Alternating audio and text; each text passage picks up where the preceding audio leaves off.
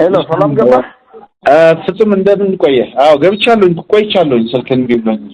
አዎ እንትን አሁን ገና ስብሰባዎች ጨርሼ ወጣሁኝና አሁን ከማኑኤል ጋር ነበርን።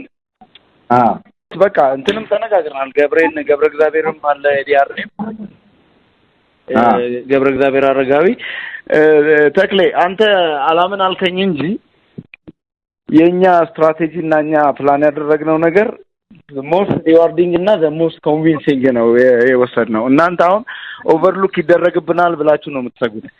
እኛ ደግሞ ሞር እንደውም ያለውን ችግር በደንብ ማግኒፋይ አድርጎ የሚያሳየው እኛ የመረጥነው ስትራቴጂ ነው እና እንዳልኩኝ እናንተንም አምባሳደሩንም ፌል አናደርግም። ፕሊዝ ትረስት ሚ ተክላይ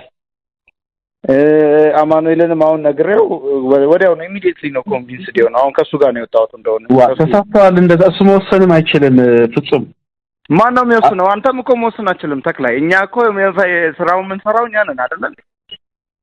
በቃ እንግዲህ አውስ የኔ ነው ስልጣኑ ካልከኝ እንደዛ በለኝና ይሁን።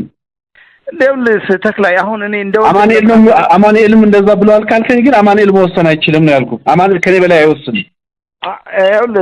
ተክላይ ለኔን በቅርበት ለኔን የሚመለከተኝ ከአማኑኤል በላይ አይ ነው። ግን ደግሞ ስለዚህ አማኑኤል እንደዛ ብለዋል ካልከኝ ወይ አማኑኤልም እንደዛ ብለዋል የኔም እንትኔ ነው ካልከኝ ደግሞ ማለት ይችላል። እኔ ምን ማለት አልችልም። ተክላይ እንደዛ ነገ ስብሰባ ላይ ቁጭ ስንል የጧት አይደለ ስብሰባ ምን ጀምረው ቁጭ ስንል እዛው የመጀመሪያ አጀንዳዬን እሱ አድርጌ አነሳዋለሁ።